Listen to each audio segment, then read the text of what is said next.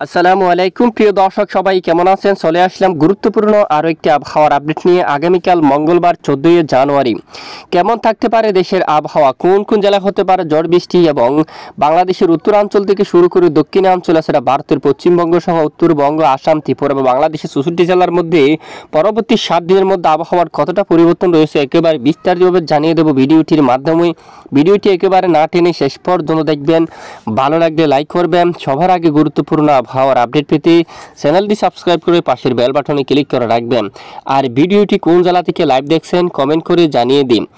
প্রিয় দর্শক বন্ধুরা, ইতিমধ্যে আমরা লাইভ উপগ্রহ স্যাটেলাইট ইমেজের উপর দেখতে পাচ্ছি বিশেষ করে দেশের অধিকাংশ এলাকায় আকাশ পরিষ্কার রয়েছে, তবে বিকেল থেকে যে সন্ধ্যার সময় একেবারে দেশের উত্তর পূর্ব সিলেট বিভাগের কিছু কিছু এলাকায় মেঘের আনাগোনা রয়েছে।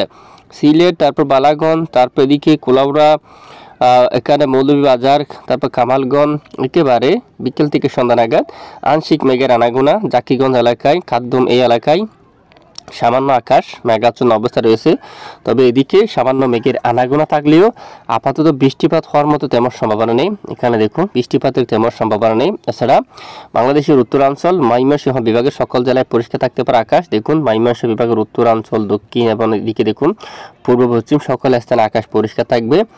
রংপুর বিভাগের আকাশ একেবারে পরিষ্কার, চারিদিকের আকাশ কিন্তু একেবারে পরিষ্কার রয়েছে। একেবারে উত্তরে দার্জিলিং, শিলিগুড়ি, গাংটক এই এলাকায় প্রচণ্ড আকাশ মেঘলা থাকবে, আপাতত বৃষ্টিপাতের সম্ভাবনা নেই। কোচবিহার, তারপর আলিপুরদুয়ার, এখানে ধূপগুড়ি সকল এলাকার আকাশ কিন্তু পরিষ্কার থাকতে পারে রাতে। আর রাজশাহী বিভাগের আকাশে কিন্তু বেশিরভাগই যে পরিষ্কার রয়েছে, এখানে কোথাও কিন্তু আকাশ মেঘাচ্ছন্ন নেই। দুয়েক এলাকায় যা আংশিক সামান্য মেঘ রয়েছে এবং দিকে ঢাকা বিভাগের আকাশ একেবারে পরিষ্কার থাকতে পারে, সামান্য ধোঁয়াশা নিয়ে পরিষ্কার আকাশ থাকবে। খুলনা এবং বরিশাল, দেশের দক্ষিণাঞ্চল চট্টগ্রাম বিভাগের আকাশ একেবারে পরিষ্কার রয়েছে, কোনো ধরনের আকাশ একদম মেঘাচ্ছন্ন নেই।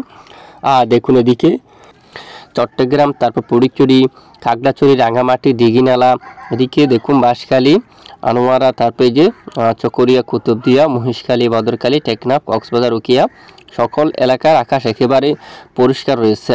এবং পশ্চিমবঙ্গ যে আমরা দেখতে পাচ্ছি ভারতের পশ্চিমবঙ্গের আকাশ পরিষ্কার থাকবে। খড়গপুর, কলকাতা, হলদিয়া, কোলাঘাট এবং এদিকে চন্দননগর, বর্ধমান, শান্তিপুর, পূর্ব মেদিনীপুর, পশ্চিম মেদিনীপুর, উত্তর 24 পরগনা, দক্ষিণ 24 পরগনা, নদিয়া, মুর্শিদাবাদ, এদিকে দুর্গাপুর, বাঁকুড়া, পুরুলিয়া, মৌরি, ধামবাদ, মিহিজান, শিউরি, তারপর এদিকে নালহাটি অঞ্চলে সকল জেলার আকাশ একেবারে পরিষ্কার থাকছে। দেখুন দেশের কোথাও মেঘলা আকাশ হওয়ার সম্ভাবনা নেই। পরবর্তী 48 ঘন্টায় দেশের একেবারে উত্তরে কিছুটা কুয়াশা বেল্ট আসতে পারে এবং আমরা এই ইতিমধ্যে আপনাদেরকে নিয়ে যাচ্ছি মেঘলা মোড়ে। আগামীকাল মঙ্গলবার আপডেট যদি আমরা একটু যাই, দেশের অধিকাংশ এলাকায় আকাশ একেবারে পরিষ্কার থাকবে। ঢাকা বিভাগ থেকে শুরু করে উত্তরাঞ্চল এবং দক্ষিণাঞ্চল সহ খুলনা, বরিশাল এবং চট্টগ্রাম বিভাগের সকল জেলার আকাশ কিন্তু একেবারে পরিষ্কার থাকার সম্ভাবনা রয়েছে। এবং বুধবার 15 জানুয়ারি আপডেটে যদি আমরা একটু যাই, দেখুন বিশেষ করে এখানে কিছুটা কুয়াশা, বিশেষ করে মেঘলা আকাশ আসতে পারে কুয়াশা বেল্টের মতো, বিশেষ করে পূর্ণিয়া অঞ্চল থেকে শুরু করে ভাগলপুর দিয়া, তারপর এদিকে দেখুন বিহারের এই অঞ্চল দিয়ে প্রচণ্ড আকার আকাশ মেঘলা কুয়াশার মতো একেবারে পরিস্থিতি তৈরি হতে পারে। তবে সেটি বাংলাদেশের উপর আপাতত প্রবেশ করার সম্ভাবনা নেই। বাংলাদেশের উপর কিছুটা ধোঁয়াশাময় আকাশ এখানে ধোঁয়াশা প্রবেশ করতে পারে। 26% যে বরিশালে, 25%, 27% এরকম আকারে আকাশ ধোঁয়াশা থাকতে পারে দেখুন। তবে এখানে আকাশ মেঘাচ্ছন্ন হওয়ার সম্ভাবনা নেই, অথবা এখান থেকে কোথাও ঝড় বা বৃষ্টিপাত হওয়ার মতো সম্ভাবনা বা পরিস্থিতি তৈরি হতে দেখা যাচ্ছে না কোথাও। আর তাপমাত্রার যে অবস্থা যদি আমরা একটুখানি দেখি দেশের তাপমাত্রা কীরকম, দেখুন খুলনা, বরিশাল, চট্টগ্রাম, দক্ষিণের বেশিরভাগ এলাকায় 16 ডিগ্রি সেলসিয়াসের তাপমাত্রা বা 15, দেখুন এরকম তাপমাত্রা কিন্তু থাকছে। আগামীকালও মঙ্গলবারে যে এরকম তাপমাত্রা কিন্তু থাকবে। আর রাজধানী ঢাকা বিভাগে দেখুন 16 ডিগ্রি তাপমাত্রা থাকবে। পাশাপাশি এদিকে মেহেরপুর সহ রাজশাহীতে কিন্তু 13-14 কিন্তু থাকতে পারে তাপমাত্রা। একেবারে রংপুরে 12 ডিগ্রি সেলসিয়াসের তাপমাত্রা থাকার সম্ভাবনা অধিকাংশ এলাকায়। আলিপুরদুয়ারের দিকে 12 ডিগ্রি তাপমাত্রা থাকতে পারে। ময়মনসিংহ বিভাগে 14, সিলেটেও 14, ঢাকায় 16 এরকম তাপমাত্রা থাকার সম্ভাবনা রয়েছে। আর দিনের বেলায় একেবারে সর্বোচ্চ তাপমাত্রা উঠে গিয়ে দাঁড়াতে পারে 27 অথবা 28 ডিগ্রি সেলসিয়াস পর্যন্ত। দেখুন এরকম তাপমাত্রা কিন্তু থাকতে পারে। যাই হোক, এ হচ্ছে আজকের আবহাওয়ার গুরুত্বপূর্ণ আপডেট। আর পরবর্তী 7 দিনের আবহাওয়ার পরিস্থিতি আমরা একটু দেখাচ্ছি আপনাদেরকে। পরবর্তী 7 দিনে কোন কোন জেলার আবহাওয়া কেমন থাকবে।